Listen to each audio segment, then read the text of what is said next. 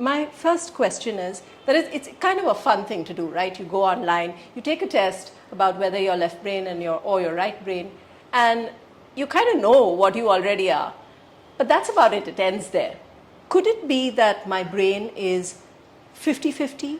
Could it be that my brain is 70-30 left-right? How does that work? I know that I'm more right brain than left, but that's about it. So let's just talk a little bit about brain dominance. The earliest studies were by people like Paul Broca, and Broca is the one who described which parts of the brain were involved in language. And it's still called the Broca's area, the area that is responsible for the expression of language. He obviously felt that the left brain was important, and he thought that the right brain was silent. It didn't have very much to do. This was, of course, over time challenged, but interestingly, it's only when people tried splitting the hemispheres that they realized that both these hemispheres had something to do with regard to brain function and human emotion. And in general, what do we think about the left brain as? We think about it as logical. We think about it as detail-oriented. We think about it as factual. Facts are important. We think about it as having math and science interests. So your STEM students are all left-brained. We think about it as perceiving patterns. We think about it as being largely reality-based.